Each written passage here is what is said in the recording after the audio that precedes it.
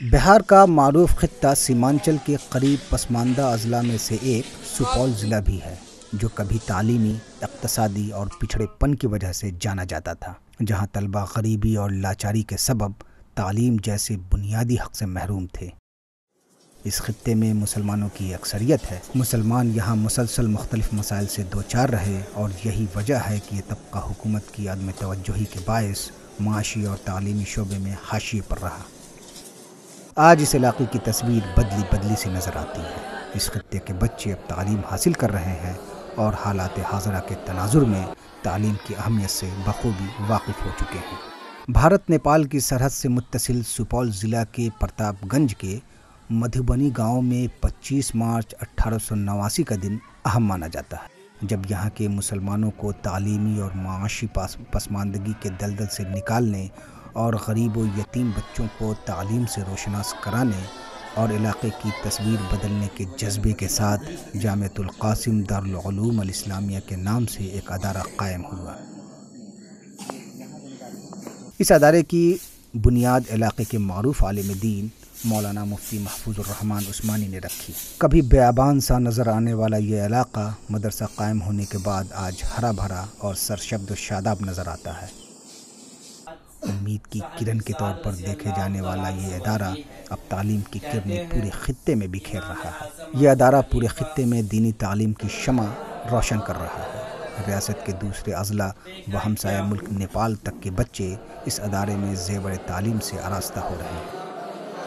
کبھی 13 بچے اور 3 اساتذہ کے ساتھ ایک چھوٹی سی جھونپڑی سے شروع ہوا یہ ادارہ مفتی محفوظ الرحمن عثمانی کی کڑی محنت و مشقت اور انتھک جد و جہد سے آج ایک تناور درخت کی شکل اختیار کر چکا ہے، جہاں سینکڑوں بچوں کو مفت تعلیم کے ساتھ ان کے رہنے سہنے اور کھانے پینے کے علاوہ کپڑے اور علاج و معالجہ کا بہتر انتظام کیا گیا ہے۔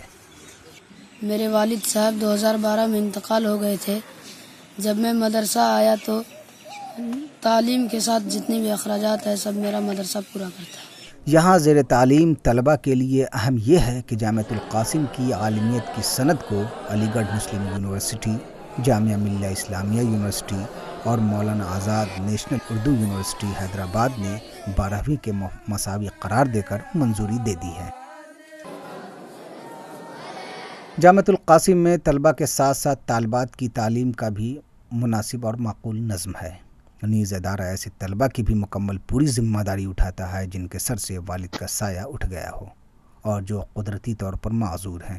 ایسے طلبہ جامعہ میں رہ کر تعلیم حاصل کر رہے ہیں، جس سے ان کے حوصلے بھی بلند ہیں۔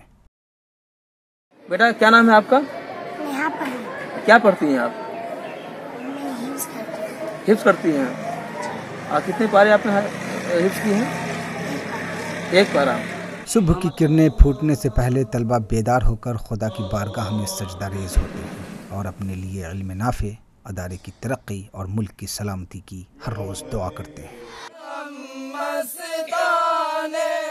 جامعہ کے احاطے کا منظر اس وقت پرکشش اور قابل دید ہوتا ہے جب تعلیم کے آغاز سے قبل ترانے کی صف بندی ہوتی ہے۔ تعلیم کا سلسلہ مسلسل دن بھر چلنے کے بعد دن میں کھانے کا نظم ہوتا ہے، جہاں بچوں کو قسم قسم کے لذیذ کھانے پروسے جاتے ہیں۔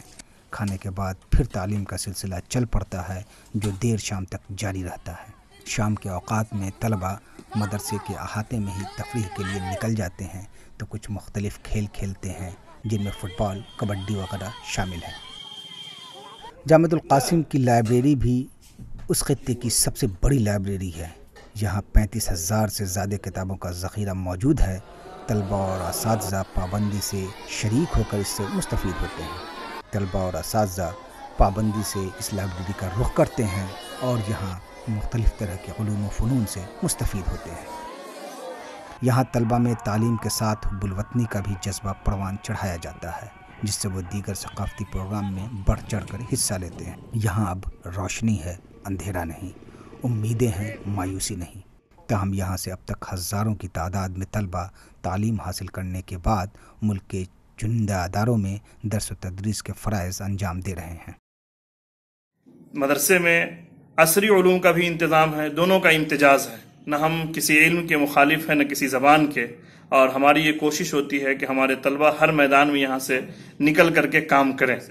10,000 तलबा यहाँ से फारिग होकर के मुल्क और मुल्क के बाहर खिदमत अंजाम दे रहे हैं। जामियातुल कासिम में बानी दारुल उलूम देवबंद हुज्जतुल इस्लाम मौलाना मोहम्मद कासिम नानतवी रहमतुल्लाह अलैह के नाम से मंसूब अज़ीमुश्शान व पुरशिकवा जामा मस्जिद अपनी दीदा ज़ेब हुस्न और आनाइयों के बायस पूरे बिहार में अव्वलियत का दर्जा रखता है। ये मस्जिद 65,000 स्क्वायर फुट पर मुश्तमिल है, जिसमें बैक वक्त 13,000 फर्जंदान तौहीद सजदारेज हो सकते हैं।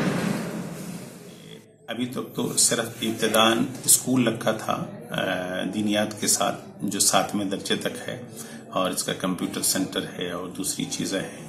लेकिन साथ के साथ अब जो है मौलाना आज़ाद इस्लामिक स्कूल, टेक्निकल सेंटर, अल इंसान कॉलेज और पॉलीटेक्निक और इसी तरह से इंजीनियरिंग कॉलेज और बच्चियों के लिए जामिया आयशा सिद्दीक़ा, तमाम तरह की सहूलियात से आरास्ता इस तरह के अदारे को कायम करना कमाल तो है ही, लेकिन उससे बड़ा कमाल बुनियादी सहूलियात से बिल्कुल महरूम इलाके में दीन का मजबूत किला बनाना है, और वो भी ऐसा इलाका जिस पर किसी की नज़र ही नहीं जाती।